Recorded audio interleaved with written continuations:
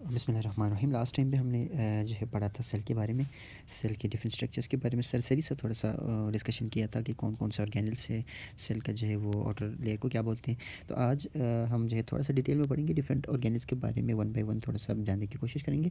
तो मोस्ट जो पार्ट था उसको हम कहते थे सेल मेम्ब्रेन। ठीक है, सो अब हम यहाँ पर पढ़ेंगे one by one cell membrane.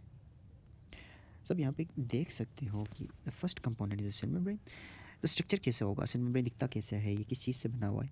तो cell membrane is a phospholipid bilayer, ठीक है, कंटेनिंग कोलेस्ट्रॉल एंड प्रोटीन, ठीक है, and some carbohydrates, forms a selective permeable boundary of the cell. अब यहाँ पे देखो फॉस्फोलिपिड बाइलेयर है। सो लिपिड यूजुअली ऐसे होते हैं ना, ठीक है। सो इसका ऊपर वाला जो है वो हाइड्रोफोबिक होते हैं, नीचे हाइड्रोफिलिक होते हैं, ठीक है। सो इस तरह के दो जो है वो ऐसे मिलते हैं। सो दो लेयर ऑफ फॉस्फोलिपिड। सो जब दो लेयर ऑफ फॉस्फोलिपिड मिलता है तो उसको हम कहते हैं लिपिड, फॉस्फोलिपिड बाइलेयर। अब यहाँ पे देख सकते हो ये एक फॉस्फोलिपिड का लेयर है और दूसरा ये फॉस्फोलिपिड का लेयर है। सो दो फॉस्फोलिपिड के लेयर है, इसलिए इसको कहते हैं कि इट कंटेन्स फॉस्फोलिपिड बाइलेयर। उसके बाद जो है वो इसके अंदर इंटीग्रल प्रोटीन से होते हैं, ठीक है। ये प्रोटीन से, तो इन प्रोटीन्स का काम यूजुअली ट्रांसपोर्टेशन करना है, ये चीज़ों को यहाँ से वहाँ ट्रांसपोर्ट करेंगे और बाहर से अंदर की तरफ भी ट्रांसपोर्ट करते हैं। तो द प्रोटीन है एक तो ये स्ट्रक्चर्स की स्टेबिलिटी को मेंटेन करता है, थोड़ा सा उसको सख्त बनाता है ताकि वो ज़्यादा अनस्टेबल ना हो। तो it gives stability to the cell membrane. और सेकंड जो फंक्शन है वो ये है कि इट जो है it helps in the transportation of different materials, different particles, different ions from inside to outside and outside to inside the cell. इसी वजह से इसको हम कहते हैं कि जो सेल मेम्ब्रेन है वो एक सेलेक्टिव परमिएबल मेम्ब्रेन है, ठीक है। ये किसी भी चीज़ को ऐसे ही जो है वो ट्रांसपोर्ट होने नहीं देता। हाँ, ये है कि इसके एक्रोच जो है वो लिपिड या लिपिड सॉल्युबल जो सब्सटेंसेस होता है वो इजीली ट्रांसपोर्ट होता है। वाटर सॉल्युबल जो वो मुश्किल से ट्रांसपोर्ट होते हैं, उसके लिए ज़रूरी होता है कि कोई ना कोई चैनल या कोई ना कोई सपोर्टिंग मॉलिक्यूल उसके सेल मेम्ब्रेन में हो। उसके बाद इसके ऊपर जो है वो कभी कभी कार्बोहाइड्रेट्स के या लिपिड्स के या कोलेस्ट्रॉल के छोटे छोटे रिसेप्टर्स होता है और ये सिग्नल्स को ट्रेस करने में या सिग्नल को कंडक्ट करते हैं, रिसीव करते हैं और सेल के अंदर जो उस सिग्नल को पास करता है। So it helps in recognition of different substances or different receptors which act on these small receptors. तो ये क्या करता है, ये एज ए सेंसिटिव एंटीना की तरह जो है वो काम करता है, ठीक है, सेल के ऊपर। तो चीज़ें आता है, इस पे लगता है, ये इसको सेंस करता है, इसके बाद सेल के अंदर बोल देता है कि भाई सेल के अंदर केमिकल चेंजेस करवाता है जिससे सेल के अंदर जो है वो मेटाबॉलिज्म जो है वो हो सकता है, होता है। So cell membrane is a lipid, phospholipid bilayer. It gives stability to the cell.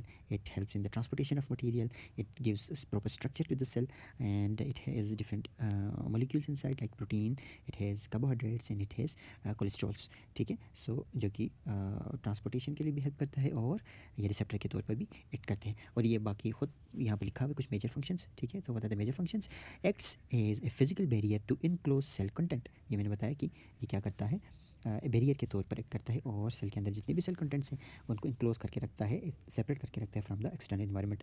Regulate material movement in to and out of the cell. इससे मटेरियल्स को सेल के बाहर और सेल के अंदर से बाहर लेके जाने में या बाहर से अंदर लाने में मदद करता है। Establish a maintenance of electrical charge difference across the plasma membrane. Function in cell communication, ठीक है। सो ये एक कह सकते हैं कि चार्जेस को मेंटेन करता है। सेल के अंदर डिफरेंट चार्ज होते हैं, सेल के बाहर जो सराउंडिंग है उसके अंदर डिफरेंट चार्जेस होते हैं, तो उनके बीच में एक बैरियर का काम करता है और उनको मेंटेन रखने में हेल्प करता है। जिस तरह अगर एग्जांपल लिया जाए तो नर्व सेल्स है, ठीक है, न्यूरॉन सेल्स में क्या होते हैं, चार्ज कहीं डिफरेंट होते हैं ना बाहर और अंदर की तरफ, तो इसी चार्ज की वजह से जो है कंडक्शन ऑफ इम्पल्सेस होता है, ठीक है। और दूसरे क्या बोलते हैं, फंक्शंस इन द कम्युनिकेशन में भी हेल्प करता है, जैसा कि रिसेप्टर है। तो रिसेप्टर का काम यही है कि एक जगह से सिग्नल को ला के दूसरी जगह पर देना होता है, ठीक है। तो जब एक जगह से लाता है, सेल रिसीव करता है, सेल फिर उसको अंदर लेके जाता है, फिर उसको प्रोसेस करता है, फिर उसके अगेंस्ट रिस्पॉन्स देता है। सो इस तरह ये है वो सेल आपस में एक दूसरे से बात भी करता है और कम्युनिकेशन भी करता है। सो प्लाज्मा मेम्ब्रेन जो है वो helps in communication between the cells. The second structure is the cilia. अब cilia क्या है, these are the short numerous membrane extensions। ये छोटे छोटे extensions होती है, अगर ये सेल मेम्ब्रेन है तो ऊपर छोटे छोटे extensions हैं, ठीक है, जिनको हम जो है वो cilia कहते हैं। बट cilia जो है वो माइक्रोविलाई से हमेशा बड़ा होता है, ठीक है। सो cilia is a numerous membrane extensions supported by the microtubules which occurs in on exposed membrane surface of the cell। Cell के जो एक्सपोज साइड होते हैं, जो ल्यूमिन की तरफ होते हैं, ठीक है, जो बाहर की तरफ होते हैं, उस सरफेस पे ये पाए जाते हैं। What is the function, move substances mucus से डिजोल्व मटेरियल है over the cell surface.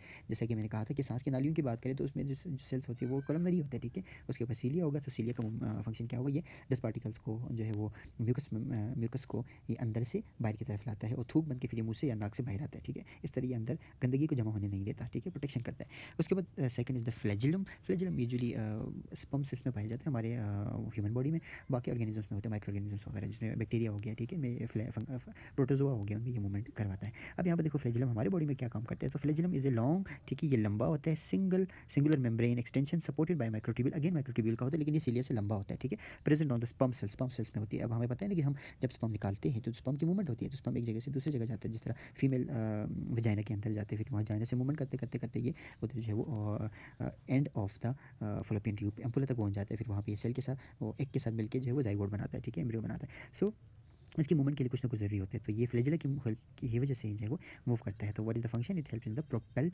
Sperm को आगे धक्का देके आगे मूवमेंट कराता है। ये फ्लैजिला यूँ मूवमेंट करता है तो इसको आगे पुश करते हैं, इस तरह ये स्पर्म जो है वो आगे मूव करके चला जाता है। सेकंड इज़ द माइक्रोविलाई, जो सीलिया की तरह ही होते हैं, लेकिन सीलिया से क्या होता है, साइज़ में छोटा होता है। So numerous thin membrane fold projections from the free cell surface supported by the microfilaments. इन दोनों में क्या था, माइक्रोट्यूब्यूल था, फ्लैजिलम में और सीलिया में माइक्रोट्यूब्यूल्स था। अब इसमें माइक्रोफिलामेंट होते हैं जो कि साइज़ में बहुत छोटे होते हैं। अब यहाँ पर देखो दिस इज द सेल, ये एक सेल है, तो कोलमनर सेल है, और इसके ऊपर जो सेल है ये छोटे छोटे जो है these are the microvilli. Usually ये क्या होता है, जीआईटी सिस्टम में ज़्यादा पाए जाते हैं, तो it helps in the reabsorption, increase the surface area. सब इसका काम क्या है, देखो increases the membrane surface area को इंक्रीज करता है फॉर द ग्रेटर एब्जॉर्प्शन में मदद करते हैं, एब्जॉर्प्शन को इन्हांस करते हैं, ज़्यादा करते हैं। उसके बाद जो है दैट इज़ द न्यूक्लियस। अब न्यूक्लियस का काम क्या है वो मैंने थोड़ा बहुत आपको लास्ट टाइम लेक्चर्स में बताया था कि जो है मेन हेडक्वार्टर ही जो है वो न्यूक्लियस है। अब न्यूक्लियस का देखो फंक्शन के बारे में थोड़ा सा पढ़ते हैं। Large structure enclose with a double membrane contain chromatin nucleolus and nucleoplasm, ठीक है। सो ये हो गया हमारा न्यूक्लियस। इसकी जो आउटर मेम्ब्रेन है, कवरिंग है, जिसको हम कहते हैं न्यूक्लियर इन्वेलप, ठीक है, छोटे छोटे सुराख होते हैं, इनको हम कहते हैं न्यूक्लियर पोर। उसके अंदर सेंटर जो पार्ट है दैट इज़ द न्यूक्लियोलस, इसके ऊपर डीएनए के जो मटेरियल है दैट इज़ द क्रोमेटिन।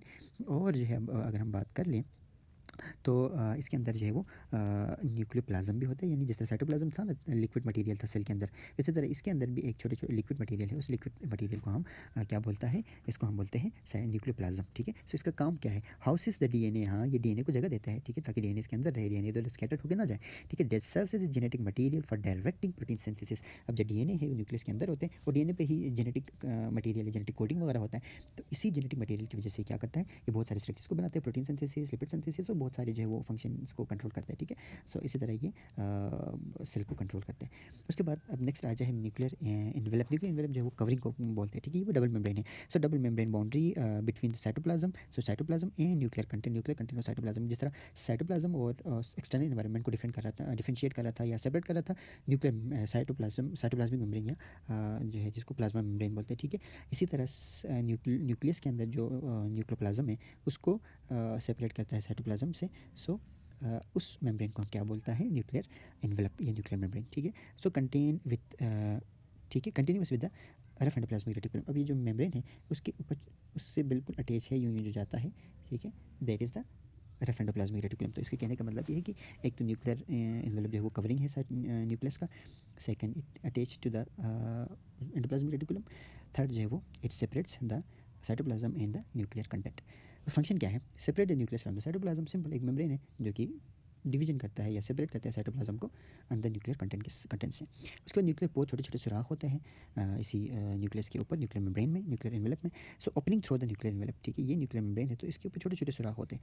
सो ये ट्रांसपोर्टेशन में हेल्प करते हैं, इधर उधर चीज़ें अंदर से बाहर चला जाता है। So allow passage of material, it allow passage of materials between the cytoplasm and the nucleoplasm, ठीक है। कोई भी चीज़ साइटोप्लाज्म से न्यूक्लियोप्लाज्म में आना हो या न्यूक्लियोप्लाज्म से साइटोप्लाज्म में आना हो, इसी पोर के थ्रू आता है, ठीक है। इंक्लूडिंग क्या क्या चीज़ें हो सकती है, इंक्लूडिंग द रब न्यूक्लिक एसिड, आरएनए आता है, प्रोटीन आता है, आयन आता है, स्मॉल वाटर सॉल्युबल मॉलिक्यूल्स भी जो है वो सेल के अंदर से सेल के बाहर,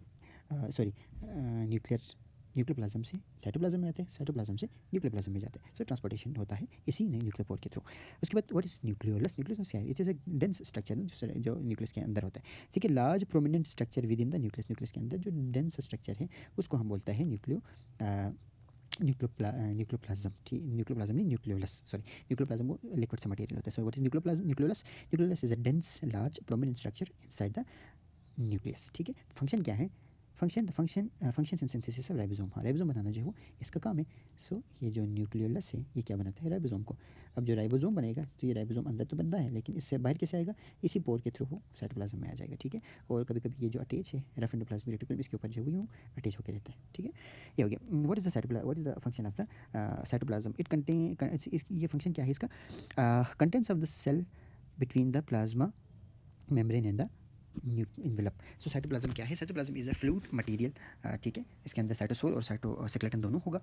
और ये क्या है, ये जो है वो चीज़ें हैं, वो मटेरियल है जो हम कहते हैं न्यूक्लियर मेम्ब्रेन और जो बाहर का जो मेम्ब्रेन है जिसको हम जो है वो सेल मेम्ब्रेन कहते हैं, इन दोनों के बीच में पाया जाता है, ठीक है। अगर ये सेल मेम्ब्रेन है और ये न्यूक्लियस है और ये न्यूक्लियर मेम्ब्रेन है, तो इसके अंदर ये जो चीज़ें हैं ना, यहाँ पे जितने भी है, लिक्विड है, सोल्यूट है, या जो सॉल्वेंट है, जो भी चीज़ें हैं यहाँ पे, उसको हम क्या बोलता है, उसको हम बोलते हैं साइटोप्लाज्म, जिसके अंदर साइटोसोल और साइटोस्केलेटन आएंगे, वो हम अभी पढ़ते हैं। अब नेक्स्ट क्या चीज़ है, साइटोसोल। सो साइटोसोल क्या है, cytosol is a fluid material, fluid content of the cytoplasm. अब यहाँ देखो, it is a viscous fluid medium with dissolved solutes, जिसमें आयन है, प्रोटीन है, कार्बोहाइड्रेट्स है और लिपिड्स है। अब यहाँ पर देखो ये क्या है, साइटोप्लाज्म। साइटोप्लाज्म डिवाइड होते हैं दो चीज़ों में, साइटोसोल और साइटोस्केलेटन में होता है यूजुअली। साइटोस्केलेटन में हमारे पास ये ऑर्गेनेल्स वगैरह, बाकी फिलामेंट्स वगैरह, माइक्रोट्यूब्यूल्स वगैरह, ये सारी चीज़ें आते हैं, ठीक है। सो ये जो है लिक्विड मटेरियल है, इस लिक्विड पार्ट मटेरियल को, लिक्विड पार्ट को हम क्या बोलता है, cytosol. So it's a viscous fluid medium with dissolved solutes. It provides, function क्या है इसका, provide support for the organelles. एक तो इसके अंदर ये जेली लाइक है ना, तो जेली लाइक है, फ्लूइड लाइक है, तो इसके अंदर एम्बेडेड होता है बहुत सारे ऑर्गेनल्स, ठीक है। वो इधर उधर नहीं हिलता इसी वजह से। उसके बाद serve as a viscous fluid medium through which diffusion occurs.